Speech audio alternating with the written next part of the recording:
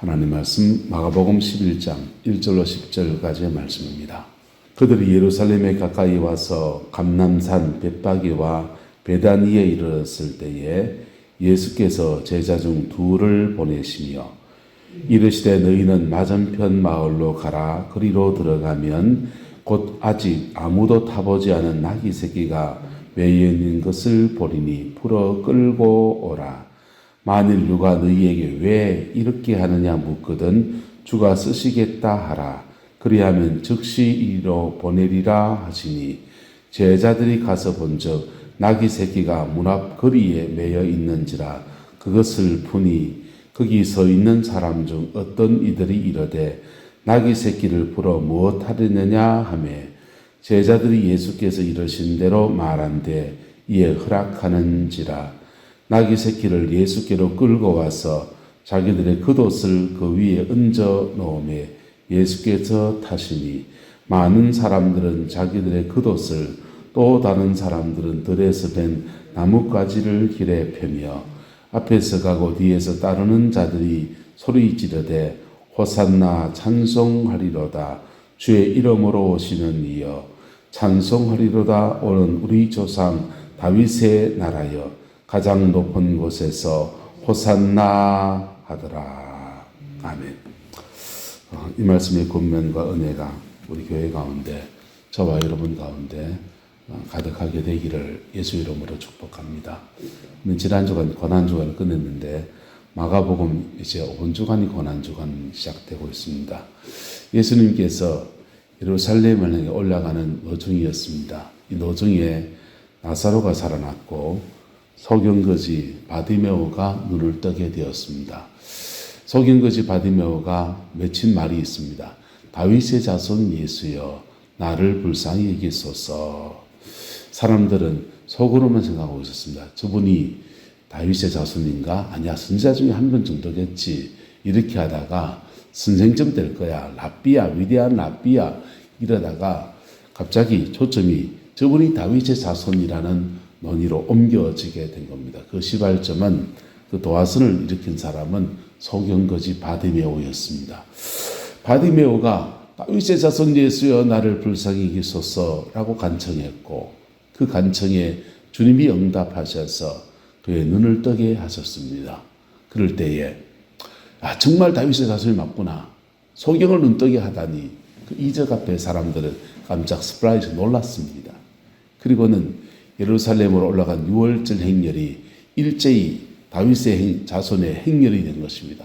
개선 장군의 행렬처럼 바뀌어지게 되었습니다. 그들이 여리고를 지나서 예루살렘까지, 여리고는 예루살렘 바로 앞에 있는 도시입니다. 그래서 여리고에서부터 예루살렘까지 올라가는 도중에서 이제 예수님에 대한 모든 의구심, 그분이 선지자인가? 그분이 랍비인가? 그분이 거짓 갈릴리 이단의 개수인가? 이런 논의들은 다 지워져 버리고 이제 다윗의 자손 예수라고 하는 고백으로 바뀌어져서 그렇게 올라가게 된 것입니다. 그 올라가는 도중에 주님이 어린 나귀를 타고서 올라갈 때 사람들은 길에다가 자기들의 겉옷을 깔았습니다. 종려나무 가지를 흔들었습니다. 호산나를 외쳐댔습니다. 호산나의 뜻은 지금 구원하여 주소서라는 뜻입니다. 지금 구원하여 주소서라는 말이 죄에서 구원하여 주세요 이런 뜻 아니에요. 이분들의 고백은요. 다윗의 나라를 회복하시고 바벨론의 멸망 이후 오랫동안 근 400년 500년 동안의 식민지 생활을 그렇게 해오면서 핍박받고 어려움 당해왔던 이 나라 이 민족 구원하여 주소서라는 뜻입니다. 그리고 다윗의 나라처럼 다시 강성한 나라로 회복시켜 주십시오 라고 간청하는 것입니다.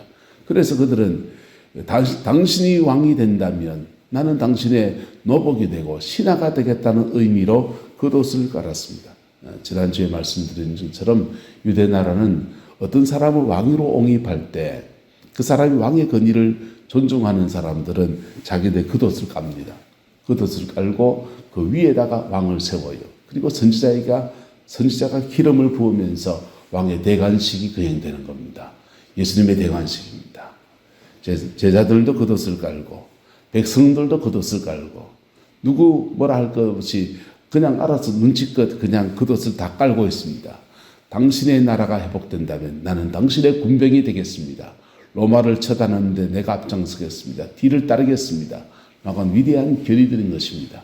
베드로는 칼을 준비했습니다. 그 결의가 예루살렘까지 들어가는데 주님은 호산나를 붙이는 군중들을 가면 확 몰려가는데 공교롭게도 여리고에서 가장 가까운 예루살렘 성문은 양문입니다. 예수님은 양의 문으로 탁 들어가시는 겁니다.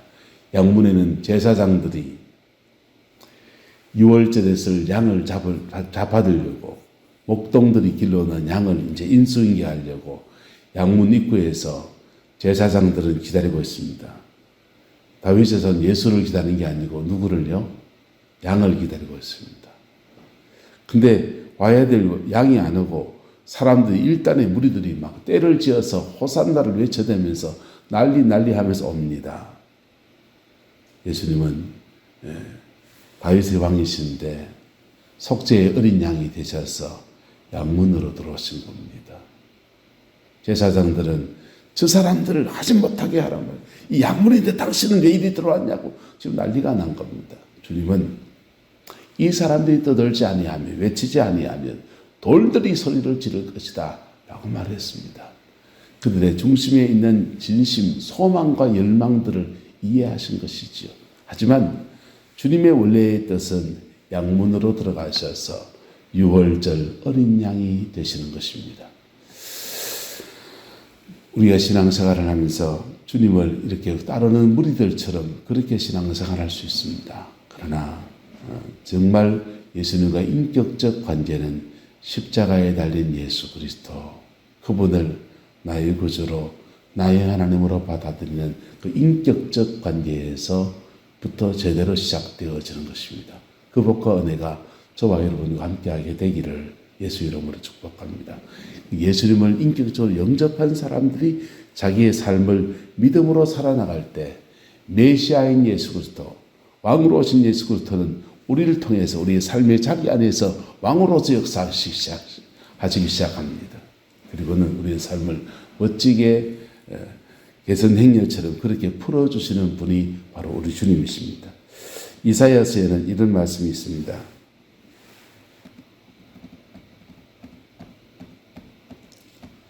이사야 55장 3절의 말씀입니다. 같이 읽어볼까요? 시작. 너희는 귀를 기울이고 내게로 나와 들으라. 그리하면 너희의 영혼이 살리라. 내가 너희를 위하여 영원한 언약을 맺으리니 곧 다윗에게 허락한 확실한 은혜이니라. 보라, 내가 그를 만민에게 정인으로 세웠고 만민의 인도자와 명령자로 삼았나니 보라, 내가 알지 못하는 나라를 내가 부를 것이며 너를 알지 못하는 나라가 내게로 달려올 것은 여호와 내 하나님 곧 이스라엘의 거룩하신 이로 말미암음이니라. 이는 그가 너를 영화롭게 하였음이니라.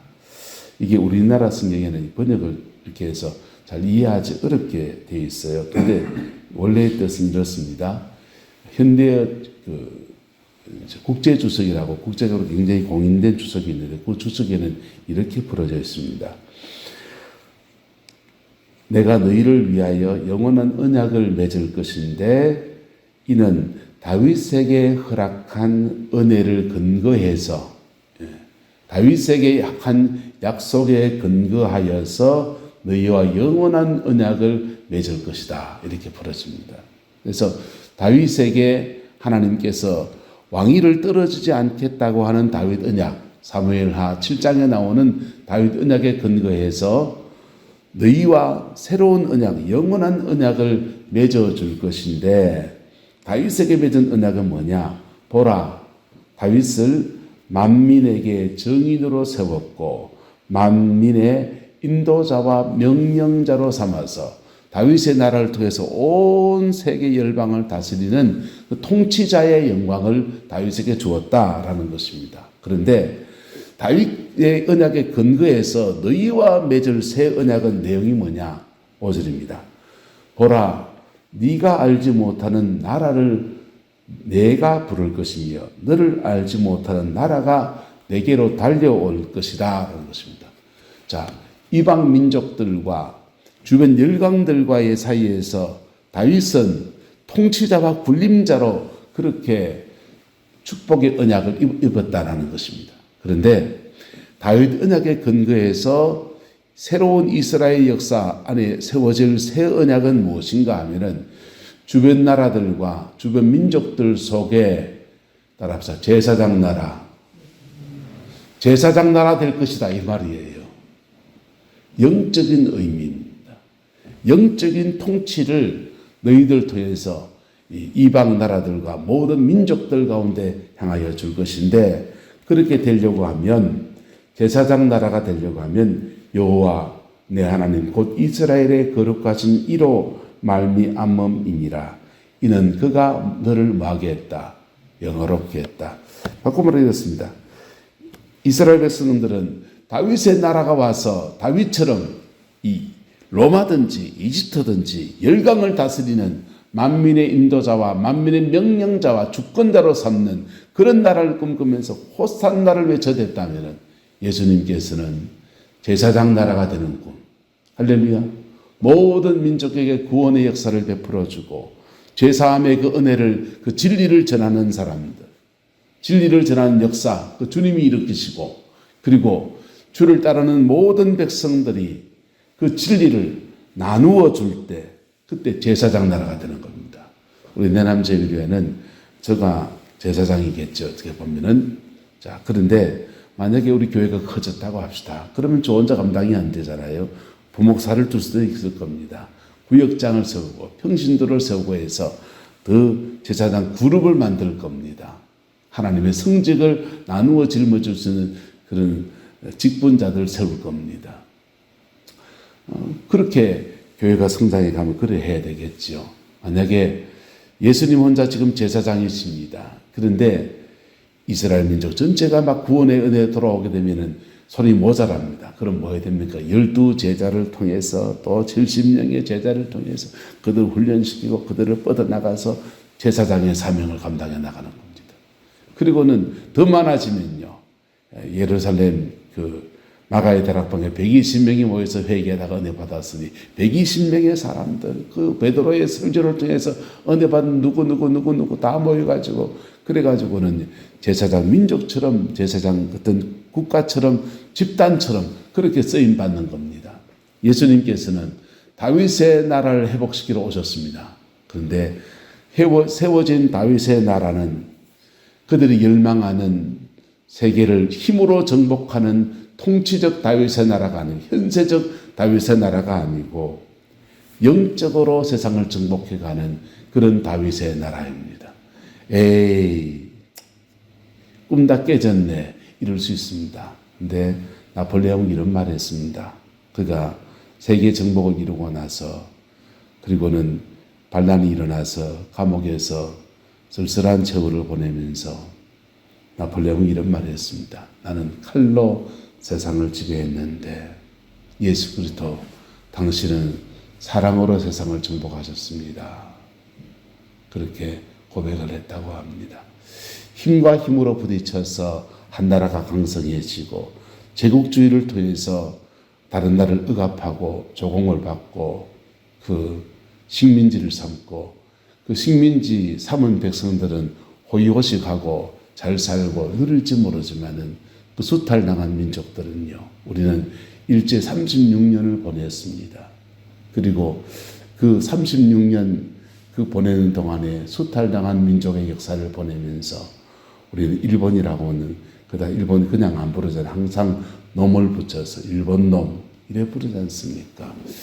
그게 너무나 가슴 아픈 이야기고 울진절 가면요 소나무에 그 저는 큰 소나무 숲이 있지 않습니까? 거기에 소나무 숲에 가보니까 예정시대 때 그 솔잎 껍데기 뜯어내고 송진 뜯어낸 자국들이 아직도 남아있어요.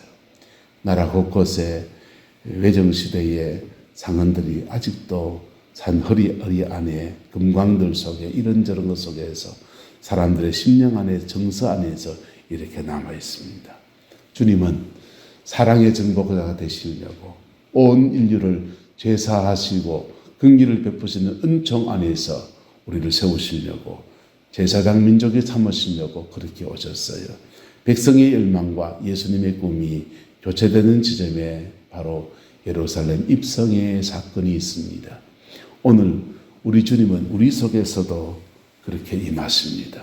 그런데 이상합니다. 세계 역사를 보면요, 복음을 가지고서 제사장 나라가 될 때마다 하나님은 그 나라를 마치 제국처럼 그렇게 강성케 하셨어요. 영국이 부흥이 일어나고 제사장 나라가 될 만하다 싶으니까 18세기 그 세계 선교의 주도권을 영국에게 주셨습니다. 그리고는 그 주도권을 주기 위해서 길을 여시는데 아프리카로, 아메리카로, 전 세계의 호주로, 전 세계로 뻗어갈 수 있는 길을 터 주셨는데 영국은 제국주의의 길을 걸었습니다. 그랬더니 하나님은 그 제국주의의 길을 걷는 영국의 그 모든 제국들을 다 뺏어버렸습니다. 그런데 그들이 뿌려놓은 복음의 씨앗은 아프리카로 가 있고 호주로 들어가 있고 미국으로 가 있었고, 그리고 팽창주의의 제국을 미국에게 주셨는데 미국은 조금 더 지혜롭게 사용했습니다. 직접 군대를 파송해서 그 식민지를 지배하는 게 아니라 경제적인 어떤 이득을 취하고 나라의 자주권을 지켜주는 그런 형식으로 미국 제국주의는 뻗어나왔습니다. 그런데 그 제국주의 이면에는 주님이 무엇을 하시느냐, 그 길을 통해서 미국 달러가 들어간 사이에 미국 사람들이 들어가는 그 여정마다 선교사를 보내시는 거예요. 그리고 보내준 선교사를 미국 교회가 부흥을 해놓으니까 후원을 하고 돕고 섬겨서 전 세계에 복음을 풀어내는 아름다운 도구로 그렇게 사용하셨습니다. 흘러서 동양의 작은 나라 대한민국에도 복음이 들어오고 부흥이 일어났습니다. 1954년도부터 기도원에서 기도하던 그 부흥운동이 전국을 들끓었습니다. 가난하고 보잘것없는 나라는 여전했습니다. 미국에 그냥 밀가루 푸대기 얻어먹어야 되는 처지는 여전했습니다. 그러나 복음이 교회를 통해서 이민족을 확 덮어주니까 민족 복음화가 어느 정도 되고 나니까 그 열의와 열망을 가진 사람들이 세계로 뻗어나갈 길들을 주님이 여시기 시작했습니다. 그리고 수출 100만 불부터 시작해서 전 세계로 수출 길들이 열리고 기업체가 들어가고 한국 사람들이 전 세계로 뻗어나가면서 한국 선교가 본격적으로 이루어지게 되었습니다. 제사장 나라의 축복과 사람들은 제국주의 열망을 가지고 자기의 꿈을, 야망을 꿈꾸는데 주님은 제사장 나라의 축복이 우선되어집니다. 이 일을 해나가면 주님이 덤으로 주는 축복이 있는데 세계로 뻗어나가는 우리가 꿈꾸는 제국주의의 역사예요. 근데 이것을 악하게 쓰면 제국주의가 됩니다. 식민지 삼고 다른 나라 사람을 억압하고. 그런데 복음의 열망과 함께 더불어 주는 물질의 축복이 함께 따라가는 겁니다. 이 은혜와 축복이 우리 내남 제일교회와 이민족 가운데 가득하게 되기를 예수 이름으로 소망합니다. 한번 따라합시다. 너희는 먼저 그의 나라와 그의 의를 구하라. 그리하면 이 모든 것을 너희에게 더하시리라. 무엇이 먼저입니까? 유대인들은 우선순위를 놓쳐버렸더니 예수님이 십자가에 못 박아 죽이는, 제사장의 그 길을 걷는 예수님 못 박아 죽이는 그런 가오를 보냈습니다. 그런데 그 가오가 인류 구원의 역사를 만들어내었습니다. 그리고 주님은 또다시 이스라엘 민족들 속에서 제사장 나라를 이루시고 전 세계로 뻗어나가는 복음의 역사를 펼쳐나가시고 그 일을 해나갑니다. 거기에 늘 사람이 가지고 있는 세속적인 열망들이 같이 맞물리면서 변질을 시켜요. 어느 정도 변질되어진 고비가 되면 주님이 촛대로 옮겨버렸었어요. 세계 역사 속에는 그렇습니다. 변질되어질만 하면 촛대로 옮겼습니다. 인간이 가지고 있는 물질적인 세속적인 열망과 복음의 열망, 영적인 열망이 같이 함께 가다가 어느 정도 너무 문제가 되면 주님이 촛대로 옮겨서 다른 민족에 옮기셨습니다. 이 민족 가운데 우리는 정말 위기를 지나갑니다. 촛대가 옮겨질 위기에 있어요.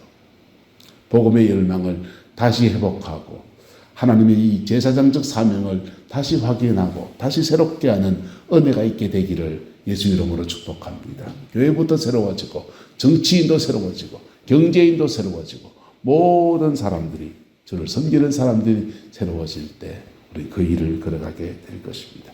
기도하겠습니다. 좋으신 아버지 하나님, 호산나를 외치는 열망들 속에서 그들의 야망과 꿈과 그들의 소망과 세속적인 꿈들이 섞여 있음을 고백합니다. 그러나 주님 그 길 속에서 묵묵히 십자가를 지는 그 길을 걸어가신 예수님을 찬양합니다. 우리도 그 길을 걸어가며 하나님의 주는 아름다운 은혜의 꿈도 우리의 열망도 우리의 소망도 소박한 소망도 함께 이루어지는 은혜가 있기를 소망합니다. 여호와께서 함께하여 주옵소서. 예수님의 이름으로 축복하며 기도드리옵나이다. 아멘.